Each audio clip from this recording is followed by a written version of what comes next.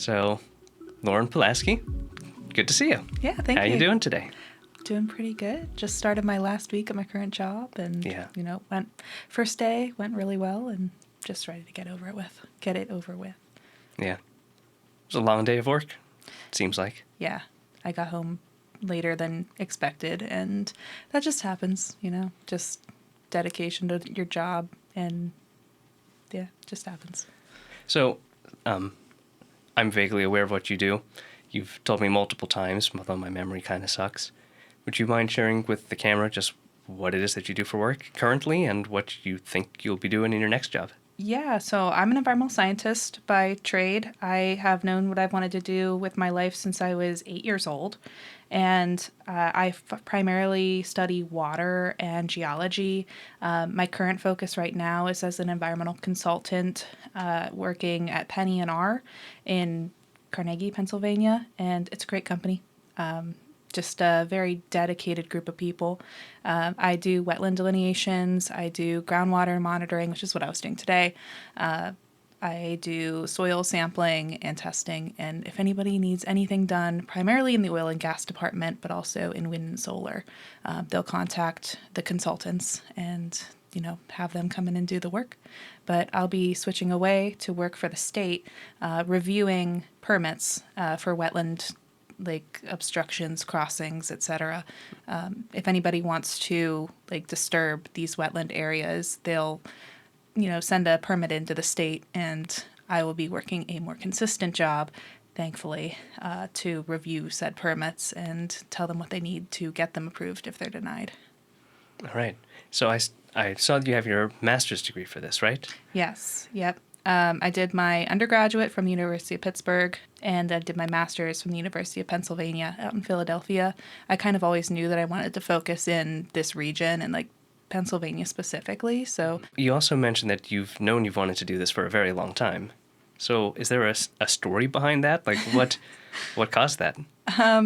My family and I are really close, and we grew up going to Conneaut Lake, Pennsylvania. I grew up at the lake. And when I was 8, I went fishing, and I caught a largemouth bass. It was one of the first fish I ever caught. And I decided that I was going to be the fishing master of the world. I created a fishing theme song for myself. Oh, yeah? Yeah. Don't ask me to sing it, please. So from that point on, I was like, I'm going to study fish. And I kind of continued along that trend through high school and college, and now even in my professional career. So it can happen. You can follow your pipe dream. Yeah, it's interesting that of the 3 people I've had on so far, both you and Alex both kind of had that same thing of wanting to pursue something as a child and seeing it through. Yeah. Just, I think it's just something you kind of know. Sometimes you get feelings about things, people, careers. I just knew, and I just stuck with it my whole life. Yeah. So you mentioned you're close with your family. Yeah. How many siblings do you even have? I don't even know that. Just I'm the middle child. Brother? Yeah, I've got an older sister and a younger brother, and then my parents. Of course, we're all very tight knit. But it's not just my immediate family. The majority of my cousins and stuff live around here too. So I see my cousins every few months for holidays and stuff, but we'll even have Steelers parties to watch the game. My sister's even hosting one, the second season game for the Steelers. My grandparents live 30 minutes away, and we go swimming in their pool growing up. My grandfather has been such an influential character just in our family development. I think everything comes from him and his relationship with his wife, my grandma. Just the love that they have for each other just really spread through their children, and then even through us. And when I didn't realize the importance of family so much, or what it really meant to me, until I went away for Australia, because I knew that I wanted to be in Pennsylvania region, northeastern United States. But then when I went to Australia for my study abroad for 6 months, I totally just missed them terribly. And I knew that I needed to live close to home, just for my job, for my family, and I see them all the time. And that's kind of even translated to like my relationship with Andrew's side of the family, my husband. His parents are separated, and we still make every effort to see them as much as we possibly can, just because family is so important to all of us. Yeah. And I think it's just like an inlaid, like not only just a Christian value, but just something so special. The family is like the central unit of society. Just super important. Yeah, totally agree. So much of modern culture is just falling apart because families falling apart. Yeah, absolutely. Yeah, so it's good to hear that, and good to hear that they instilled those values in you, and I assume you and Andrew want to carry those on in your family in the future as well. Yeah, it's definitely something that I've had to do a lot of soul searching, and like being that I am so passionate about what I do, and like I want to be so close with a future family, like how can I make that happen? So we kind of have planned things out financially, like logistically. And that's one of the reasons I switched jobs, was because I could not be on call on weekends and holidays. And, like I was working on Christmas and New Year's last year and was only told the day before. So, like, bless those people who go out and do that emergency spill response. But as somebody who wants to be present to their family, like, I didn't think that I could do that. So changing to a more desk job with stable hours, but also I get to go out into the field once a week sounds pretty good to me. Yeah, that is nice. Mm-hmm. I know what Andrew does for work. I know what you do for work. I don't know how your field pays. Is this something you'd feel comfortable talking about? Sure. So Dan mentioned my husband. His name's Andrew. He's a industrial engineer by education, but somehow they put him in the mechanical division. I don't know. Electrical engineer gone software engineer. Same deal. Yeah, so you get it. So his job is very stable, and he gets paid very well. I'm not going to throw out numbers, but more than 50, less than 100 right now. Like, he's only been in the field for 2 years, I think. But then my field as non-engineering pays a lot less. Less than 75, more than 50. So, like, in the Pittsburgh area, I think that's enough to save up and, like, buy a house maybe one day, like, on your own. But together, I think we're doing pretty good. Yeah. Like, yeah, that was one of the godsends about my new job, was that I have a husband who has got such a stable job and a good income. Like, I didn't feel any sort of hesitation to take a lower paying job, which I did. I took a pay cut to do this new job with the state. But, I'm going to be getting so many more hours of my life back every day.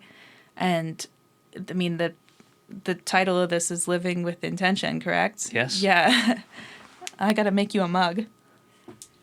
This book here, Money or Your Life, is all about that. It talks about the value of time.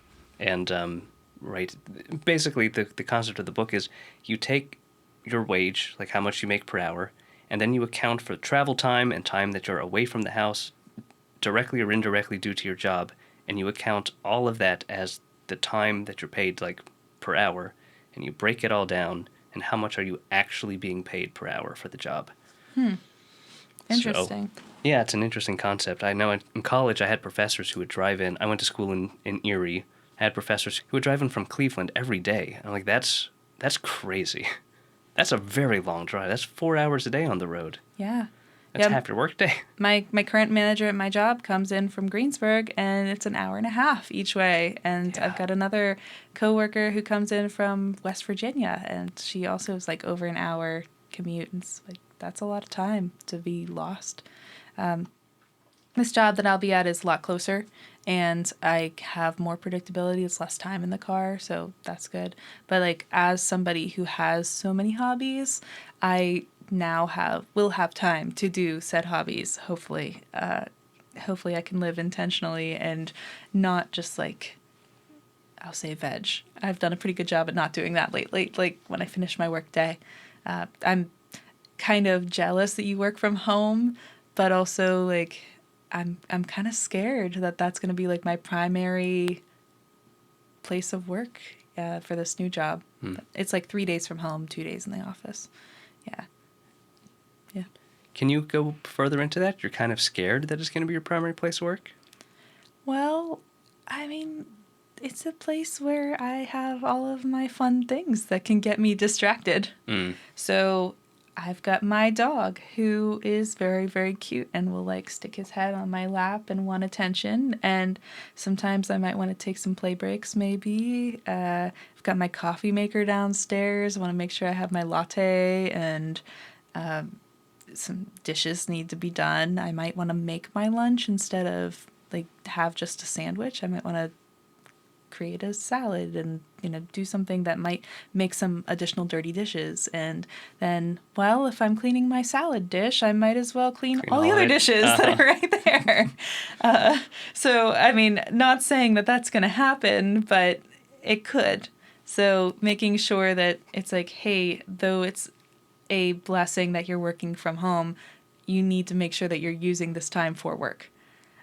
I don't think that they have any sort of policy where it's like, this is what you have to do today. If you do it, cool, it's 8 hours. But, like, yeah, I don't think that's what it's going to turn into.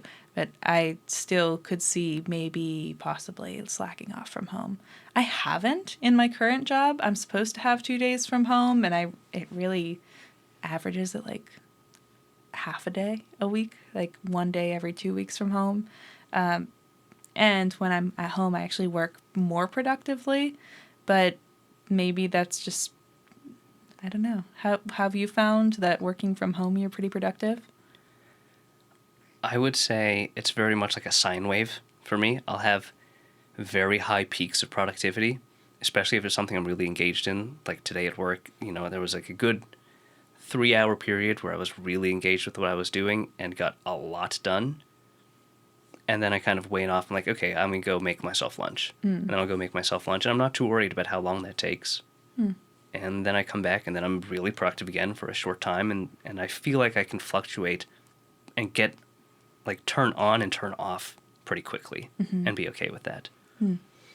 Yeah, one thing I've thought of, too, is making sure that the environment is conducive to productivity. So when I was doing, like, my master's thesis in college, I was, like, really not wanting to work at my house. I would pull out my phone. I would, watch a TV show or something like that. And I was like, no, I need to focus. So I went to the library or went to a coffee shop or something. I don't know if I'm going to be able to do that on the state computer, but we'll see. Maybe that if I'm allowed to, like, making sure that the environment is like that, or making sure my phone is plugged in downstairs or something. Sure. Yeah. Just controlling your environment or environmental design is very important. Yeah, because I've got a pretty one-track mind. I've kind of got like the opposite of ADHD. It's like I need to see one thing through to fruition. I cannot have background things going on. Like I cannot have any podcasts or audiobooks or anything like that as I'm doing one thing. I just cannot focus that way. So, making sure that my environment is keen for working is going to be crucial. This might be a little bit of a tangent, but can you be in the process of reading multiple books at once, or are you this book start to finish, then I can start the next one type of person? Well, I also have dyslexia, so I do audiobooks. Okay. And I don't listen to multiple audiobooks at once, just because I'm so interested in the book that I will listen to one book from start to finish. But I do listen to a lot of audiobooks, but in terms of like TV shows, I will be watching multiple TV shows at once. Yeah, absolutely. It's kind of whatever you're in the mood for. Like, do you want to listen to an action? Do you want to watch an action? Do you want to watch something more lighthearted or something like that? We've got shows for all that stuff. Yeah. Yeah, it's interesting. I'm definitely a start a book, don't start another until I finish the first one type person. Yeah. But I'm the same way with shows. Interesting. Yeah. Okay. Like, even if it's like the most intense show possible? What do you mean? Do you watch action shows? Do you watch, like... I guess, to be honest and fair, I don't watch much television, like, at all. You do the, like, not YouTube Kitchen. What is the, like, something kitchen? Test Kitchen. America's Test Kitchen. I mean, I've seen episodes of it. That was more like a week of obsession. Yeah. I feel like there are different types of shows, too, that you can kind of just, like, turn on and Yeah. like, garbage watch So while you're I doing the guess laundry or something. yeah. Or Taskmaster. I love Taskmaster. Yeah, that's one that I'll do. But I'll binge it. So I'll binge a whole season, then I'm good for a few months, and then I'll just binge the next season. Yeah. I found like myself doing that less and less. When I was in college, I used to binge things a lot, but then now that I'm a grown adult, which is kind of sad, I will do that less and less. But I have been doing a lot more time on like pottery, where I'll just be downstairs for like 3 or 4 hours at a time, just doing whatever feels good, I guess, in the moment. Not listening to a podcast. Or is this an exception? For the first time yesterday, I listened to an audiobook while I was doing pottery. But I think now that I'm getting in the flow of doing something, I have that muscle memory. If it's something that I haven't done before or that I'm moving around for a lot, then I definitely can't be listening to a podcast or my book.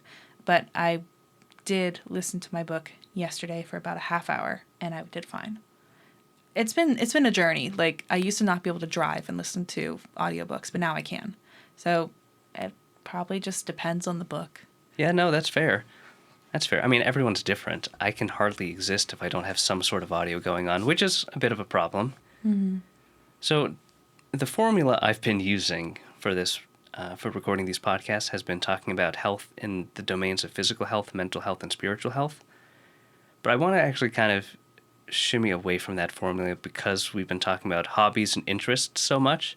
Let's dive right into mental health, because I think having hobbies and interests and friends and family are all kind of components of that and all elements of that. So before we get any further, are there any mental health issues that you personally struggle with?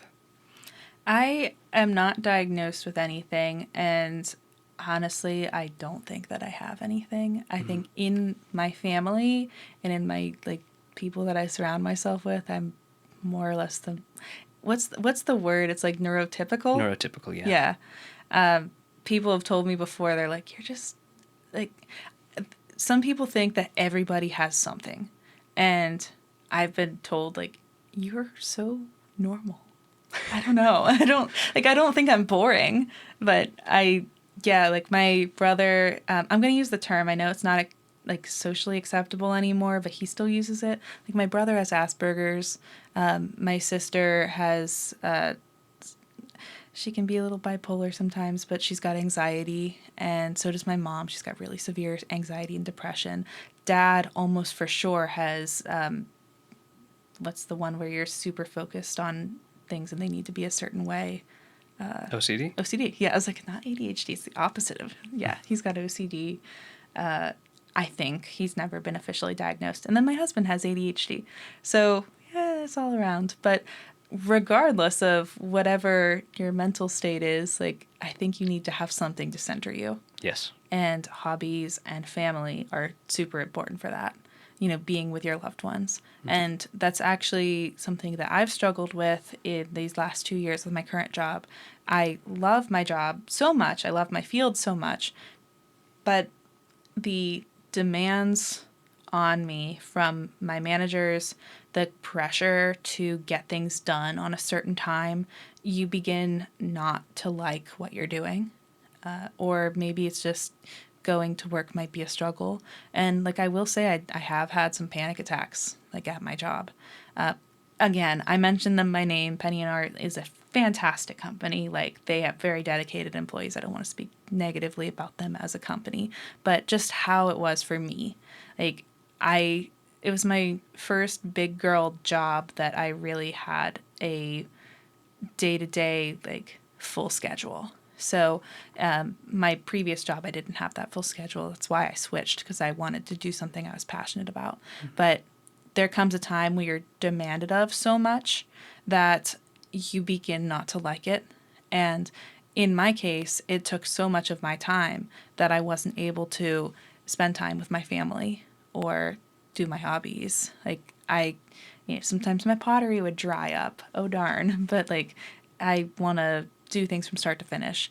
You mentioned like physical well-being too. Your wife and I did a workout challenge together, and I put that in the past tense because I had to drop out like 3/4 of the way through, I think, because I would be working so many like 12 to 16-hour days that I would come home and it would be time to go to bed. And, to be fair, I would be exercising as I was doing my job. It was like army crawling under electric fences through cow manure and cut grass. Like, it was a very physically demanding job, but I would not be able to do the exercises that I wanted to do, or even like the act of exercising is a good like centering mechanism for people. Yeah. And I wasn't even able to like go to church sometimes like I wanted to. So that's one thing that I'm really excited about with my new job with the stable hours. Like that'll make me more available to do the things that I actually want to do. And unfortunately with that, like I did take a pay cut, and that was it was a big decision, but it was an easy decision because I knew that it was the best thing for me and for my future family. Because, like, I want to be a mom one day, and knowing, like, I can't be on call on Christmas and be a mom. Like, that's just a terrible situation to put your future family in. Yeah. Yeah. Yeah, regarding the pay cut, I think there's so much more that goes into one's workplace than just pay. Yeah. Because whenever I left my previous job that I'd worked at for 5 years, there were so many days where I considered rage quitting from that job. And then I got another job out in Philly, and it was fine. It was not a pay cut at that time, but their ceiling is a lot lower than my previous employer's ceiling was. And I know that if I got a job just down the road at my previous employer, I'd probably get an instant 20% increase. It's not worth it. No. Not for me. Not worth it. Yeah. I watched a YouTube video at one point where it was like people on the far left versus the far right, and they had to like agree on a middle ground. And one of the questions that they asked was is Elon Musk a good masculine role model? And everybody agreed. That's like, no, you shouldn't be setting your life to make so much money because that is not going to make you happy. You're going to have poor relationships with other people. Like, the money itself is really going to just suck away like your soul. You need to spend time with your family, with the things that you like, doing your hobbies. And even if you do like your work, sometimes it gets to the point, which is what happened with my current job, where you begin not to like it. And that's so unfortunate. And sometimes you need to make that decision, like, do I just jump ship? And thankfully I was able to continue and do like the environmental science type stuff, and I'll still be doing wetland work, which I love. But yeah, it was a big decision to switch away from something that I thought that I would want to do. I also like I said, grew up knowing what I was going to do for my whole like life. So thinking like, am I not going to do this anymore? Am I going to rage quit? I finally like became okay with rage quitting. And I know that's something that's kind of frowned upon is like rage quitting, but if you're so unhappy, like, do it. For me, in my case, it wasn't so intolerable that I needed to rage quit because like it would just be I'd have like a bad day.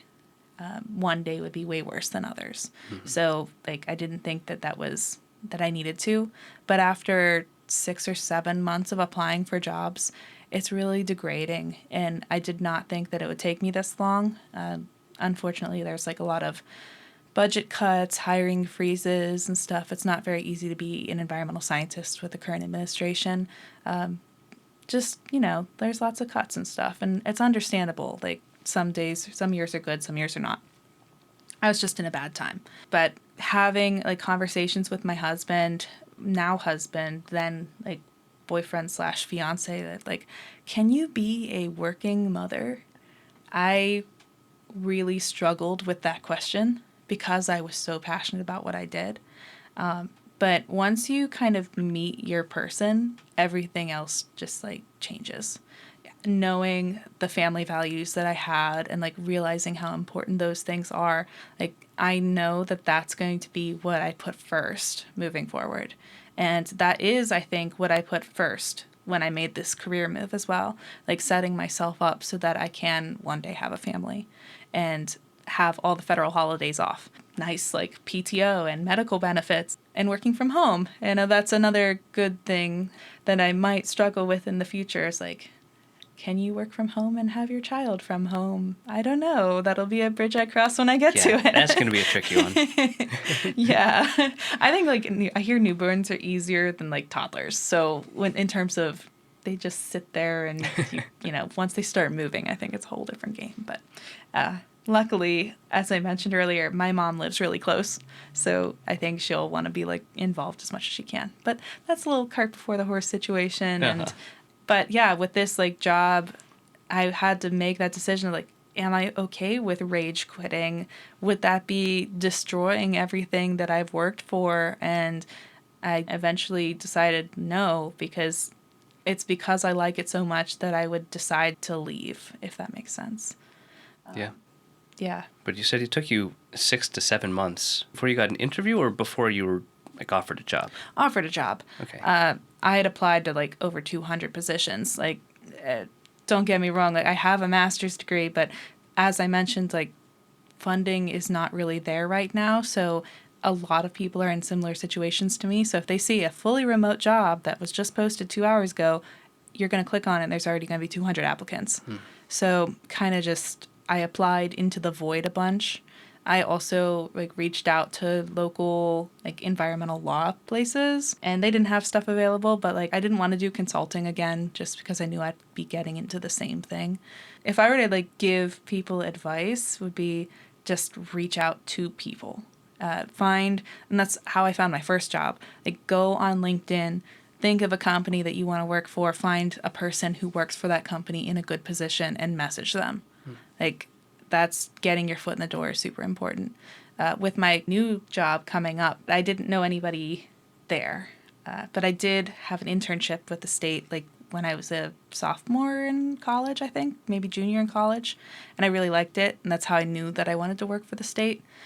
I applied to 6 DEP jobs, I think, and it was a similar situation, like, you know, first to apply, you know, this job I applied to within an hour of them posting it, and I got the interview pretty quickly, so that was good.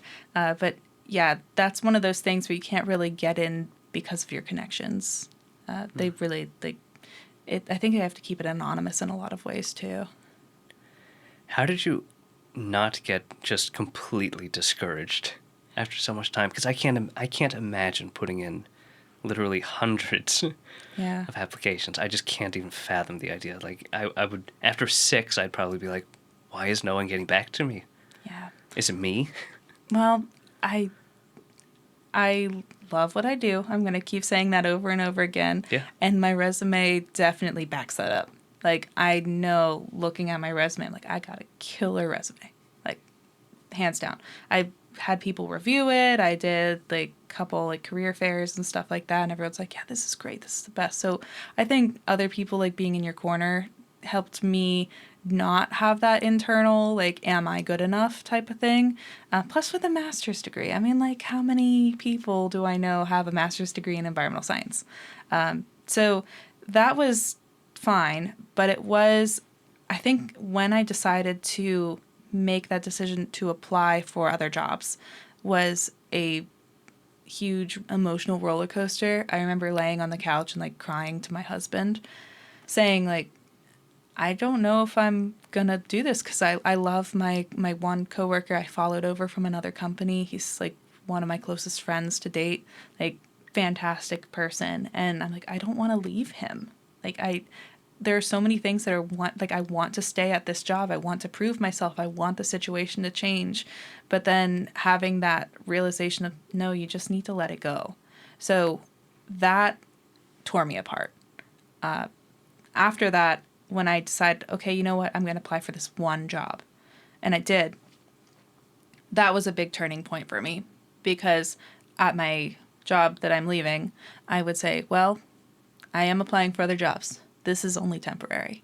So having that reminder that like it was temporary was a big encourager for me and something that I was able to stay at for so long. And another thing that kept me going was I love what I do, and I knew that I wasn't going to be applying for jobs that I would hate.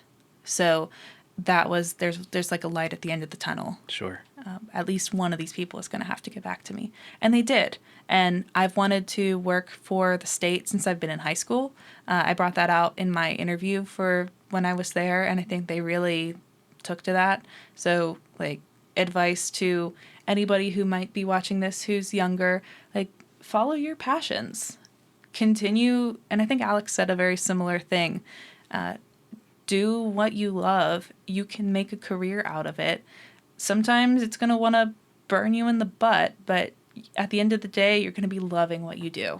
And my dad always said as a dentist, he's like, if you love what you do, you never work a day in your life. So he really does. He loves what he does. He probably could be plenty retired by now, but he doesn't want to do that. So bless him. But hopefully I'll love this new job and we'll move forward from there. Also, a lot of prayer. I feel like I haven't touched on my faith very much in this like thing, but I'm a practicing Catholic. I am very faithful. I like to think that I am, at least. I pray a lot and just asking God for strength, for the right opportunity, because the last thing that I wanted to do was take another job that I didn't like and settle. So I've never really been one to settle. So I would just constantly pray. So maybe that's one of the reasons why it took me 7 months to get well, I had interviews in the meantime, but like to get one that I actually wanted. It was him holding out for something. Yeah. And I did find out later too that with this job that I'm getting, like the Southwestern office, it was apparently like under fire. They had so much work to do. They were in the red. They did a whole restructuring program, and there were rumors from the other offices that like, don't go for Southwest. Like they're crazy right now. And in my interview, they actually addressed this themselves. They said, you might have heard rumors about this. Well, we implemented this program several months ago, and now we're all caught up on our work. So we're trying to move forward. We're in the green now. We're not in the red. That's why we're hiring, because we are finally stable. We're able to handle what we do, and we want to expand. So that was like encouraging. So if I would have gotten this job 5 or 6 months ago I guess 7 when I started applying, I would have probably been stressed out of my mind there too. Yeah. Yeah. Yeah. So. Somehow everything kind of works out. Yeah. I mean, and even at that too, it's like if one day God wants me to stay home and like temporarily or for however long that might be, like having that detachment from career to focus on family was instilled, I think, during this time. So it was a time of learning in many ways, more ways than one. Yeah. How long have you been married now? We just celebrated 2 years. 2 years. Yeah. All right. Feels like longer for him, feels like shorter for me. Yeah. I feel like we were just like the newlyweds, but I don't know. I feel like 2 years people still consider like, yeah, younger. Still puppy phase. I guess. Borderline puppy phase. Yeah. He's so good to me. Like, yeah. I don't think I could have asked for a better husband. And excited for you to interview him to hear like his side of the story of stuff too. But we ourselves have been through a lot. So I'm glad that we made it to this point, and, we're really happy. All right. Time to ask some of the burning questions. Uh-oh. Biggest struggle you faced together as a couple? Easy. I talk about this all the time. We broke up. We were in college dating, and I knew within like 2 months that I loved him. I didn't say it because I wanted to wait for him to say it first. Maybe I was a little insecure, knew that I wanted to make sure that the feelings were reciprocated, maybe. Like, I don't know. So we eventually like told each other that we loved each other. And in that time, there was like 3 months or so that had passed that like I knew, but he didn't say anything. And in that 3 months, once he said I love you back or to me, I like almost instantly knew, I'm like, this is the guy that I want to marry. So I might have actually been a little bit ahead of him there too, because I thought things were going great. And all of a sudden he says, hey, Lauren, I think we need to break up. That was terrible. And that was a little harsh for me to say it that way, but like he was discerning the priesthood and possibly like he wasn't sure if that door was closed in his life. So we both were like crying. It was terrible. It was a very sad day, but I understood and I was part of that decision as well. Because when we had started dating, I knew that he was interested in the priesthood, but I had a nightmare saying like it was Andrew, and he said to me like, I can't believe I chose you over the priesthood. And that really, really stuck with me, just like in our dating relationship. And if that would have continued and our relationship would have developed, I might have still had those thoughts. So that was one of the things that made our breakup a little, I'll say, easier. I knew still that I loved him and I thought that I wanted to marry him at that time. But it made it was a little more cushioning because I knew that like somebody who's not fully willing to commit themselves to a relationship is not meant to be in a relationship. And it's the same thing with like the priesthood. If you're not fully willing to commit yourself to the priesthood, don't be a priest. Like, but you need to discern that. And this was something that Andrew had to do alone. So I suppose the hard part of that was making the decision together to accept that Andrew needs to be on this alone. So I cried. I didn't eat food for like a week, and it was a terrible, terrible time. It was actually on the feast day of Our Lady of Sorrows that we broke up.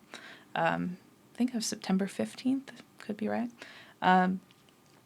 So, yeah, we did get back together after a year and a half. And it's a long time. Yeah. And what got us back together was COVID. I deferred from my master's degree for a year because I didn't want to have an online master's degree basically and pay for full price. So I decided to stay in Pittsburgh and work at a daycare for a year as a science teacher. And I would go to the Newman Center, the Catholic center at the University of Pittsburgh. And Andrew was still a student because he's younger than me, and I was graduated. So I would go around there. We would be in the same friend group, and eventually, and Andrew could probably tell his side of the story a little better, but like he had seen some people in that time. He pretty quickly decided, I don't want to be a priest. Like he went on a discernment retreat, knew it wasn't for him. But for him, he said, if I were to get back with Lauren, I'm going to marry her. And he'll tell you that story too if you ask him. But like he went on a date with somebody else and he's like, she's not Lauren.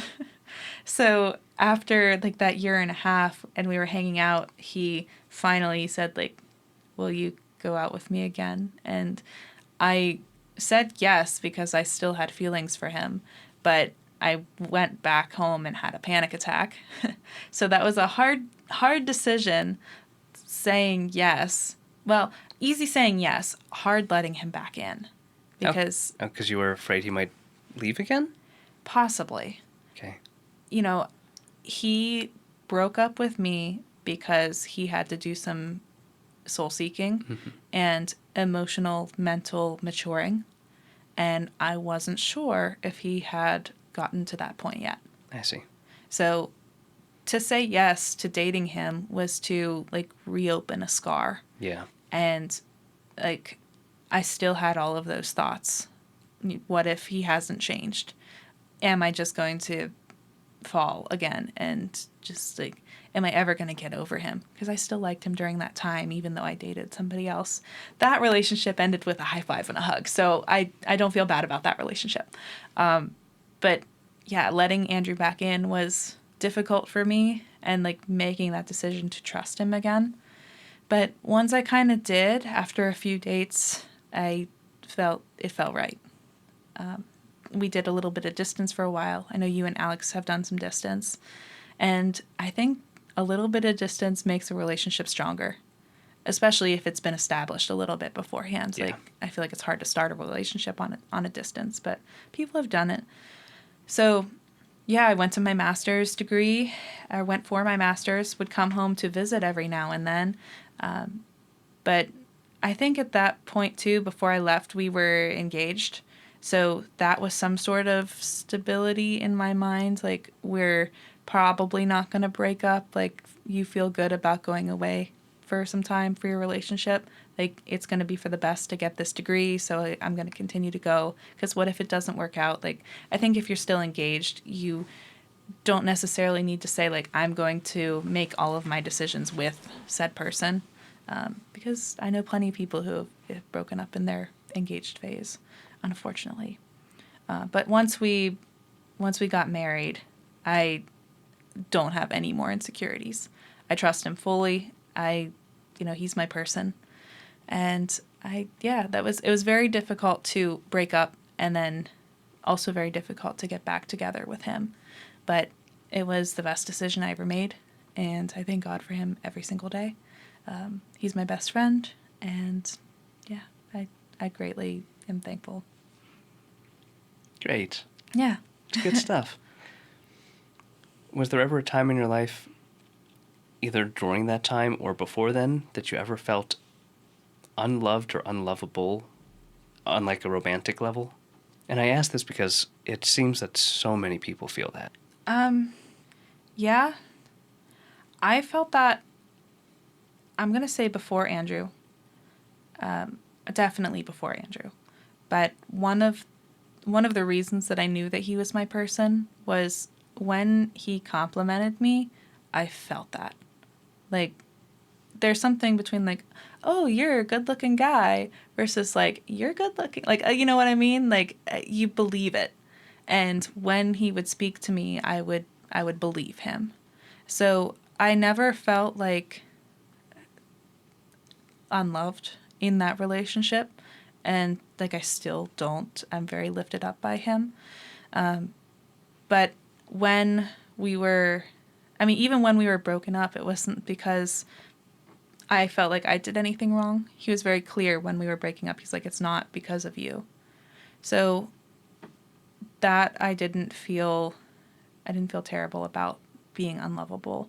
But I do remember, like, I didn't date anybody until I was 18, I think.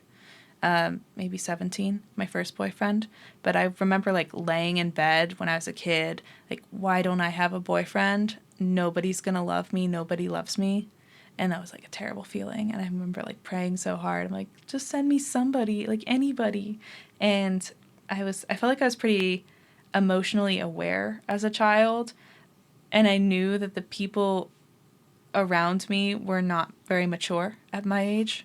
So it definitely was for the best that I didn't have an immature high school boyfriend. Yeah. So I'm thankful for that too. But I definitely did feel like periods of not being loved, or that wouldn't happen for me. At one point, even, like, I signed up for a online dating thing, and I didn't feel like that was for me either. I felt like everyone just wanted to talk to you because they wanted to find their wife, not because they wanted to find me. Like, there's, like, the superficial nature of a thing versus, like, your very personal being. And, for me, I didn't think that was a road that I wanted to go on, but this was the online dating. But luckily I had a lot of good friends, a lot of guy friends in my friend group. One thing about doing what you love all the time is you surround yourself with people who like the same things. Bingo. Yeah. So that's, like, heck, that's even how Andrew and I got back together and met each other. Like, yeah. So, yeah. Let's go back to spiritual life.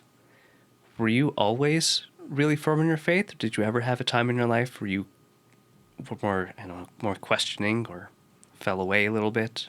Anything like that? So my parents are Catholic, and my siblings and I were raised Catholic just from the get-go. Like, everybody in my family, basically, Catholic. Even my mom's sister was going to be a nun, and she kind of had like a Sound of Music type of story. She like met her husband and became pregnant and then got married. But you know, that's the times. But anyway, we've always been super Catholic. But me, not so much.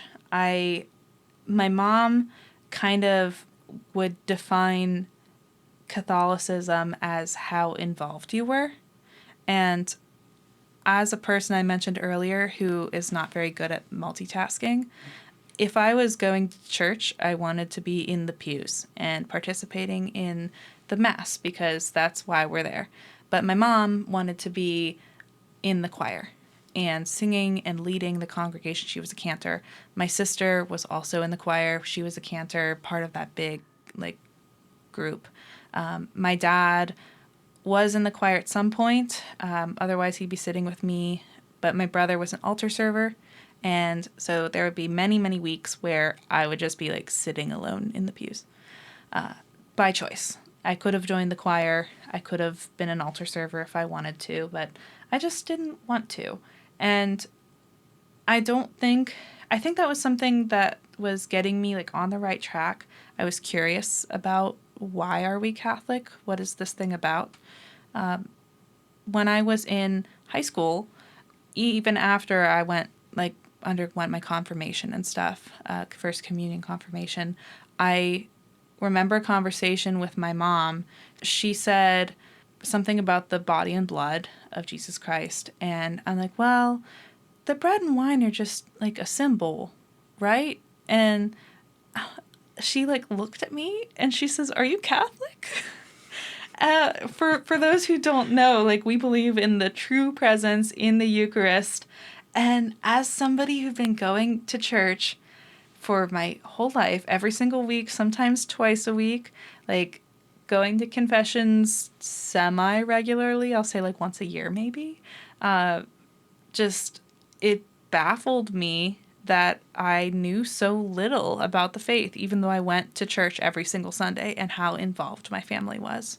So at some point, I don't know if it was before or after that, I had a conversation with my mom where she was trying to encourage me to join the choir or do something with the church. And she said, out of all of my children, if anybody were to leave the faith, I would think it would be you. And that kind of resounded with me and shocked me. Newsflash, my sister is no longer a practicing Catholic. And my brother, I think, is pretty borderline as well. So we'll pray for them. But I'm still very, very close with them. And like, I think there comes a point in everyone's faith journey where they have those questions. It's a true presence? Is it? Is it not? And like, when we're kids, we're kind of instilled with things. But then when we become adults, we kind of do a little bit more searching. Mm-hmm. So my searching happened at that point where my mom said that, or when I said to my mom that that was just a symbol. And so from that point forward, I joined CCD. Sorry, roughly what age are we talking? High school. Okay. I was probably like a junior or senior in high school. Okay. Yeah. It was crazy. So I went to CCD, and at that point, like, I made friends there because when I was younger, the people who went to CCD were the ones whose parents forced them to go. But when I was in high school, it was the people who chose to be there and who were really involved. And so through the CCD program, I made a lot of really good friends. And that was a big part of it, too. Like, if you know, like, a true faithful Catholic, the first thing you're going to pick up on is, like, this person I have a deep connection with. We have an understanding. So I mentioned that I didn't have friends really growing up, and that was kind of my first touch of what a friend is. And that was all the way like my senior year of high school when I had friends over for the first time since I was like 8 years old or something like that. So big moment for me there. When I went to college was my big conversion moment, or reversion moment, I guess. I was part of the Newman Center there that I mentioned. I had posted in my Pitt, it came time for me to choose my roommate.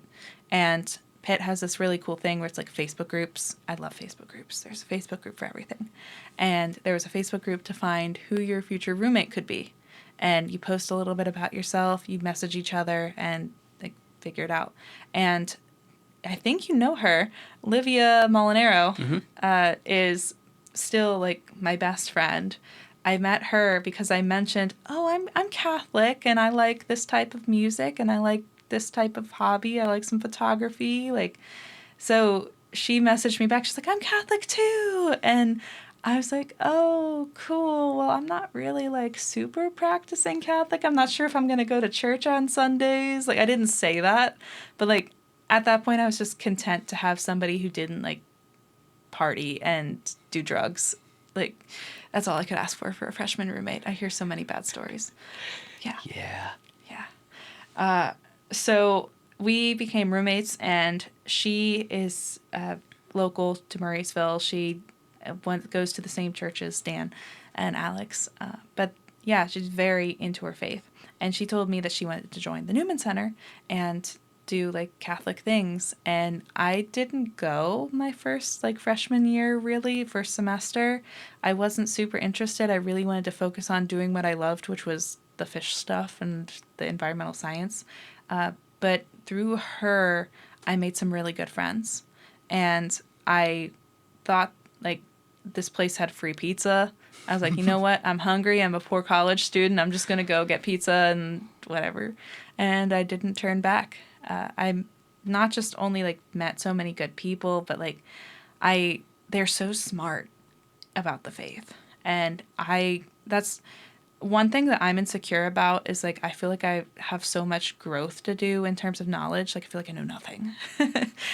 So them like knowing everything about like the whole like Summa Theologica and like the everything in Latin, and at that point too, like even how to pray a rosary, which I didn't know how to do.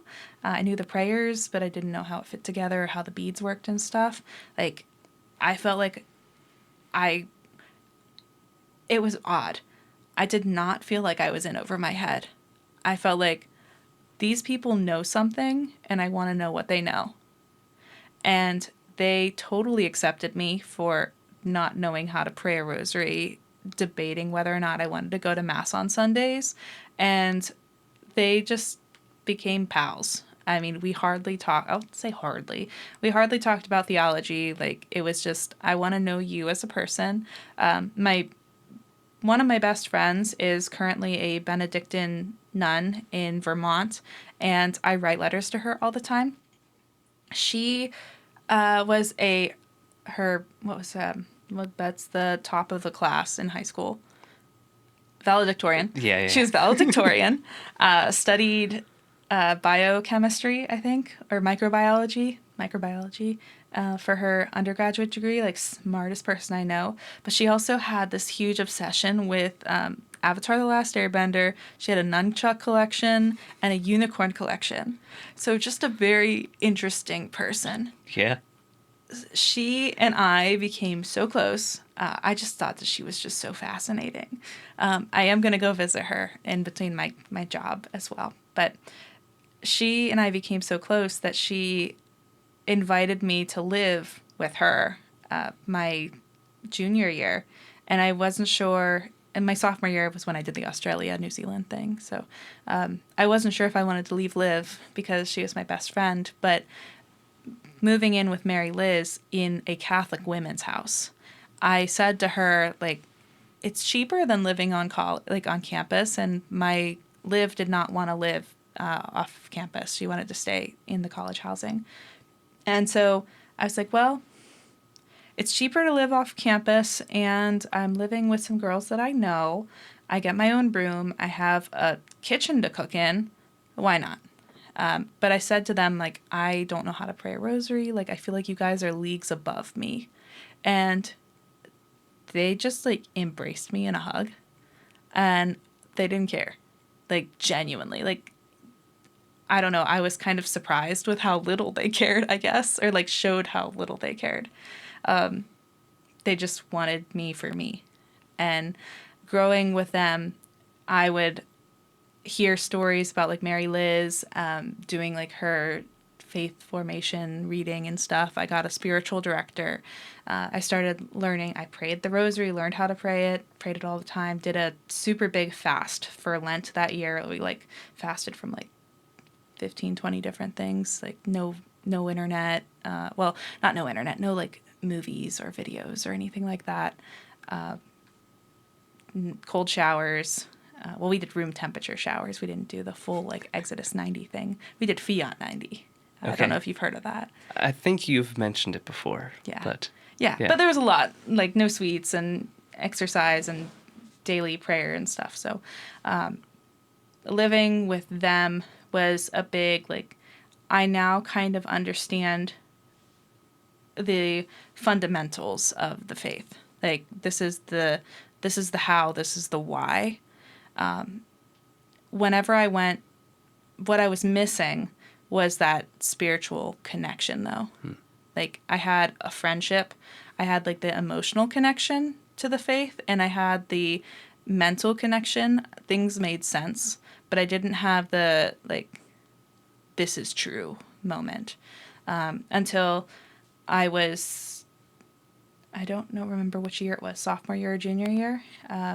I think I was living with the girls, so I think it was my junior year, where I went to a conference called Seek, and it was through the Focus, which is the Fellowship of Catholic something. They're campus ministers. They have like thousands of Catholics, young Catholics, college age. They even have some like high school age, I think, and some older, but it's mostly college age. They come together and they have like networking sessions. They've got like discussions about the faith. But the coolest thing is like the procession of the priests and the big mass that we all do together. At one point, we were going to do adoration, which is where they like expose the Eucharist in front of the congregation and you get to like pray to like, we believe it's the true body of Jesus Christ right in front of you. So actually seeing him and praying in his presence is like incredible. So we were going to do adoration right after Mass, and I said to, we were waiting and waiting and waiting and waiting. Takes a lot of getting ready to, you know, have all of these thousands of college students like in one place. So as we were waiting, I said, hey, we've been waiting for a while. I'm going to get up. I'm going to go to the bathroom, and I'll be right back. So I stand up and I start walking to the bathroom, and I hear them announce, like, please kneel. We're going to start our procession. And I'm like, shoot, well, I guess I'm with these other college students. I'm just going to kneel right here. And I did, and I was directly in the path. Like, I actually had to move out of the way a little bit. So as the priest was coming, like, processing, holding the monstrance up with Jesus right there, I felt myself bowing, and as, like, I'm kneeling, so, like, my head is against the floor, I'm like, this is the truth. So I apologize to any like non-Catholics who might be listening, but like that was my moment. I really just felt like this is real.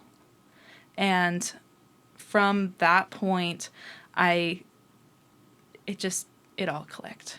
I stayed there. I cried. I did go up and go to the bathroom because I did have to go, but then I came back and we did like our whole holy hour, and it went by so quick. Yeah. We had like this briefing after to say like, how did it go for you? And I stood up on the bus, I had my microphone, and then I started crying. So I'm sure like the girls who were there that I was living with, and then like everybody else who knew me, it was like a praise God moment. Yeah. Like, I finally felt like I found my way.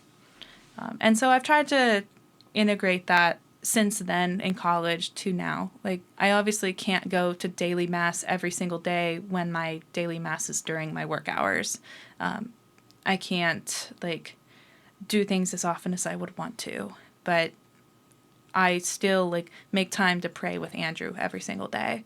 We pray evening prayers together, and often pray like rosaries in the car, and like we'll read the Bible sometimes. Like we're in Bible study.